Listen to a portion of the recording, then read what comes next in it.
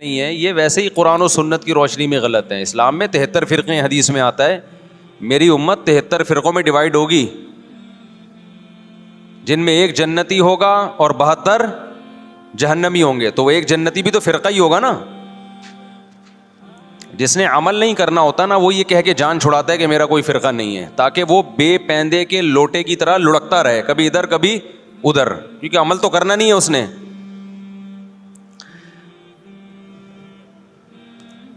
آپ نے دیکھا ہوگا نا سیاست دانوں میں لڑکتے ہیں، ادھر پیسے ملے ادھر چلے گئے، ادھر پیسے ملے ادھر چلے گئے، ادھر پیسے ملے ادھر چلے گئے. تو ان کو کیا کہا جاتا ہے سیاست کی زبان میں؟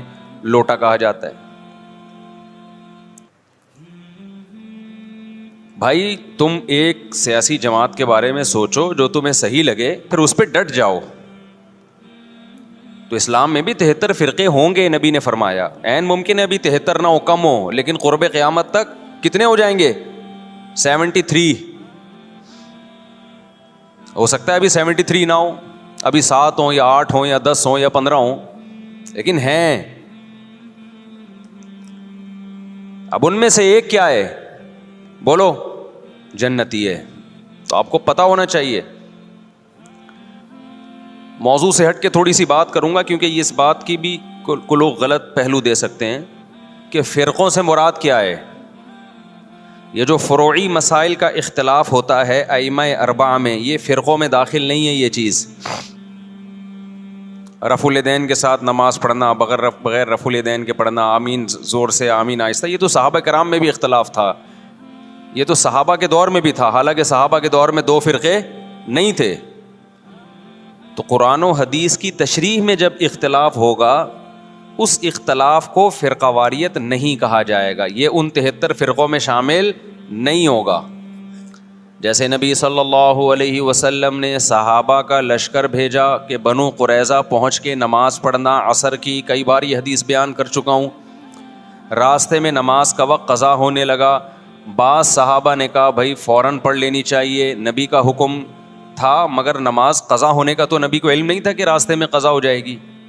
بعض نے کہا نہیں، نبی کا مطلب کو چھوڑو، نبی کے الفاظ دیکھو، الفاظ یہی ہیں کہ نہیں پڑھنی.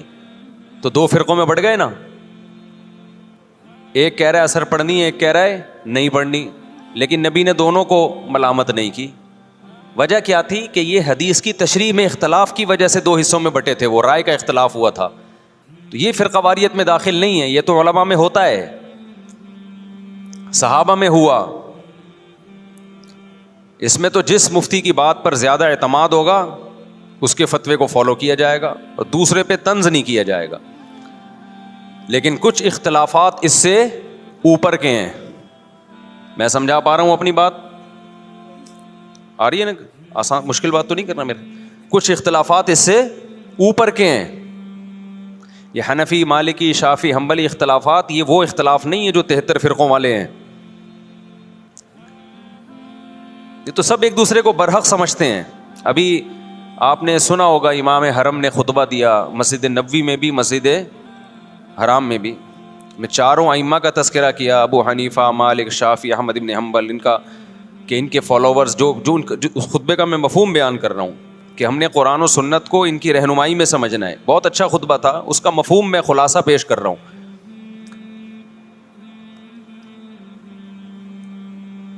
تو یہ اختلاف تو فروعی اختلاف ہے، لیکن کچھ اختلافات کیا ہوتے ہیں؟ اوپر کے ہوتے ہیں.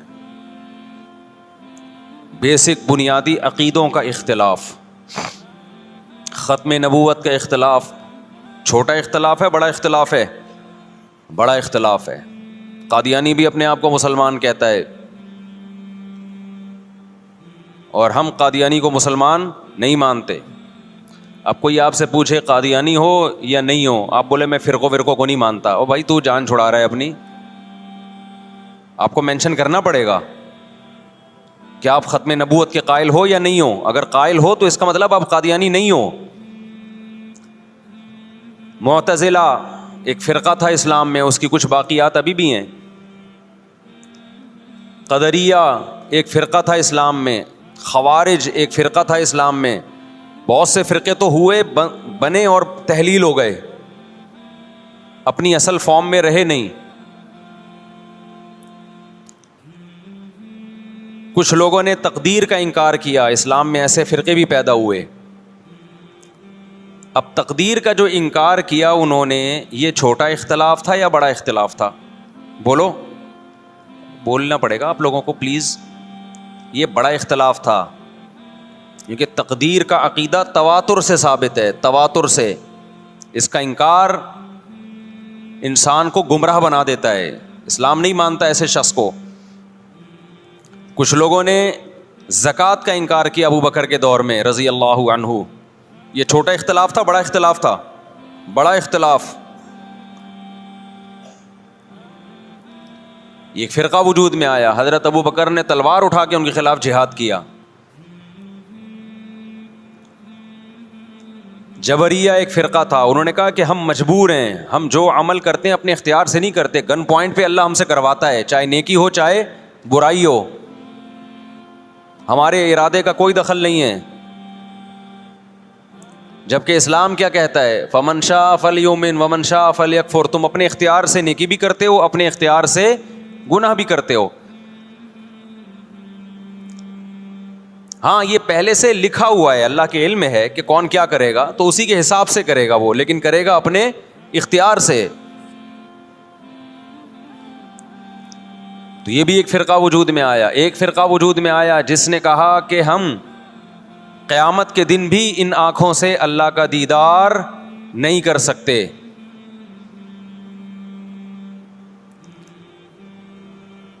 اہل سنت والجماعت کا عقیدہ ہے کہ مومنین کو قیامت کے دن انہی آنکھوں سے اللہ کا دیدار ہوگا. بہت ساری احادیث ہیں اس پر.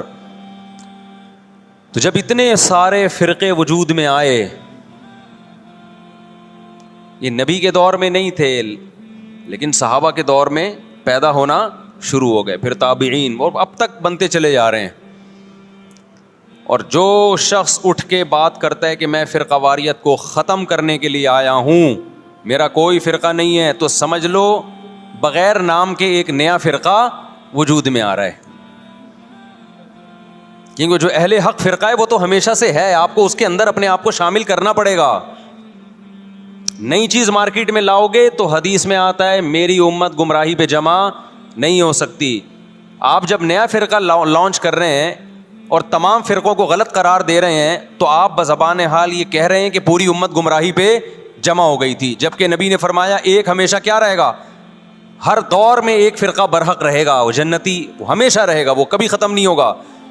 تو آپ کو چاہیے یہ تھا کہ جب آپ نئی چیز مارکیٹ میں لائے تو آپ کو کہنا چاہیے تھا میں صحیح والے فرقے کو فالو کر رہا ہوں جو یہ ہے, دلائل سے اس کو ثابت کرتے. جب آپ نے سب کو غلط قرار دے دیا تو اس کا مطلب آپ خود غلط ہیں, پھر آپ خود ایک نئی چیز لا رہے ہو مارکیٹ میں.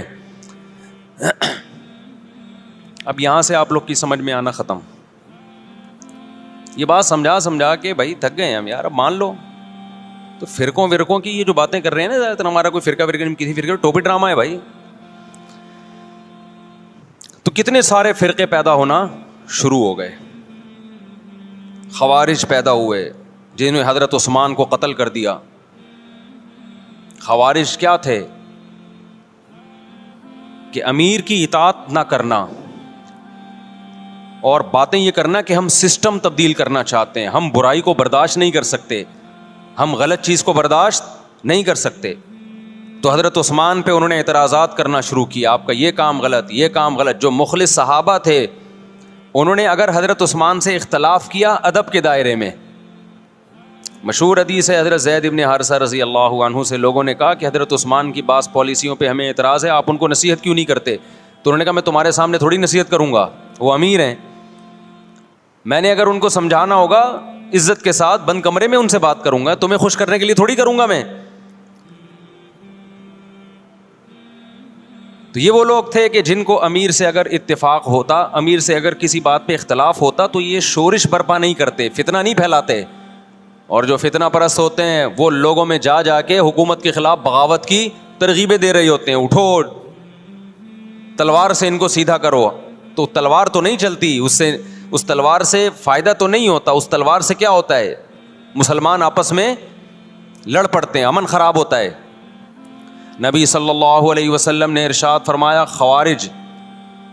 خوارج کے بارے میں, یہ ایک ایسا فرقہ ہے, فرمایا ان میں ان کی عبادت ایسی ہوگی کہ تم ان کی عبادت کو دیکھ کر اپنی عبادت کو کم سمجھو گے. نیک اتنے ہوں گے دیکھنے میں. اور آپ صلی اللہ علیہ وسلم نے فرمایا ان کی تلوار ہمیشہ مسلمان کے خلاف اٹھے گی, بت پرست اور غیر مسلم ان سے محفوظ ہوں گے. آج دیکھ لو, بغاوت کے نام پہ, اسلامی ریاست کے تحریکوں کے نام پہ مسلم ملکوں کو ہی تباہ کیا جا رہا ہے, مسلمان کو ہی قتل کیا جا رہا ہے. یہ کہتے ہیں پاکستان میں سسٹم تبدیل کرو. سسٹم ہم بھی چاہتے ہیں تبدیل ہو پاکستان میں, لیکن آئین کے تحت, تمیز کے دائرے میں, تلوار چلا کے نہیں. کہتے ہیں نہیں ہم نے تلوار چلانی ہے, ہم نے الٹ دینا ہے. تو پھر جاؤ بھائی غیر مسلم ملک کو الٹو نا پہلے جا کے. وہاں پتہ ہے یہ تقریر کی بھی تو فوراً اندر ہو جائیں گے.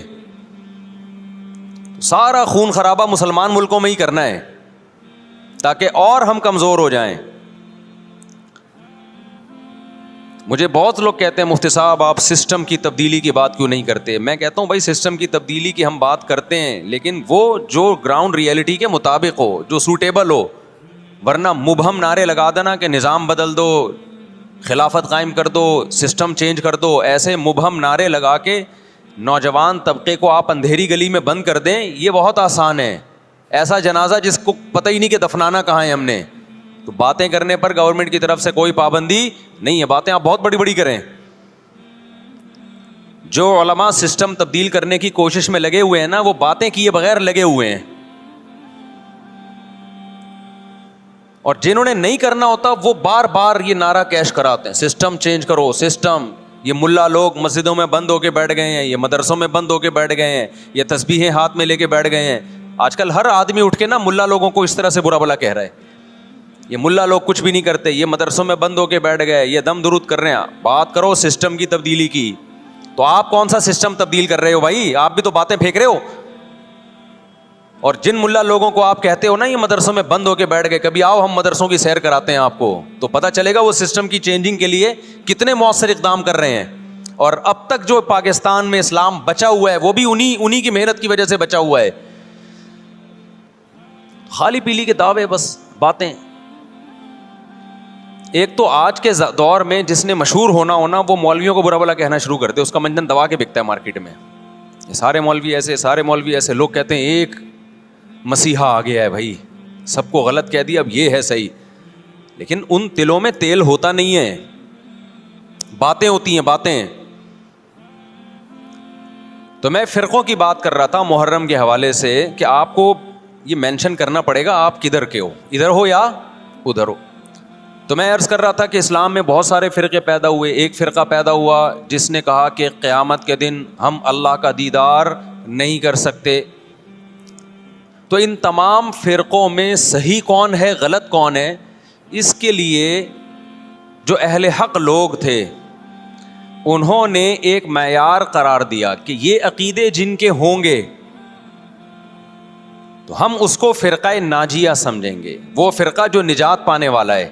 اور جن کے یہ عقیدے نہیں ہیں ہم ان کے بارے میں یقینی نہیں کہہ سکتے کہ قیامت کے دن ان کی نجات ہو جائے گی. وہ اللہ کی مرضی ان کو بخشتا ہے کہ نہیں بخشتا.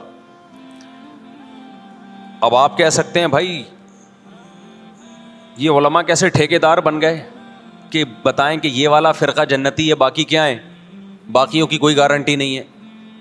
تو علماء ٹھیکیدار نہیں تھے, علماء چوکیدار تھے. انہوں نے چوکیداری کی کہ قرآن و سنت کی روشنی میں غلط چیز کو اسلام کی طرف منسوب نہ ہونے دو. انہوں نے دیکھا کہ نبی صلی اللہ علیہ وسلم نے اس بارے میں ہمیں کیا ہدایات دی ہیں کہ جب فرقے اتنے سارے بن جائیں گے کون صحیح ہوگا کون غلط, تو خود پیغمبر ہی سے صحابہ نے پوچھا ہوگا نا. تو ہم اس حدیث پہ دیکھتے ہیں, معیار یہ بنایا. یہاں تک بس آ گئی, یہ بہت امپورٹنٹ بیان ہے, اس کو ہلکا نہ سمجھیں آپ لوگ. پھینکتا رہتا نا میں یہاں بیٹھ کے, آپ واہ واہ کرتے رہتے, واہ واہ واہ واہ, میرا کوئی فرقہ نہیں ہے, میرا کوئی فرقہ نہیں ہے, میں قرآن حدیث کی بات مانتا ہوں. تو قرآن حدیث کا لیبل تو ہر آدمی لگا رہا ہے. جس کے پاس بیٹھ جاؤ قرآنی آیات اور حدیث پڑھے گا اور اپنی مرضی کی تشریح کرنا شروع کر دے گا اس کی.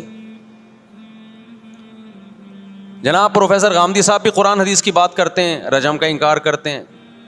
وہ کہتے ہیں کہ کل آپ کا امتحان ہے تو آج رمضان کا روزہ چھوڑ سکتے ہیں. یہ دعویٰ وہ قرآن حدیث کی روشنی میں کرتے ہیں. آئی بات سمجھ میں؟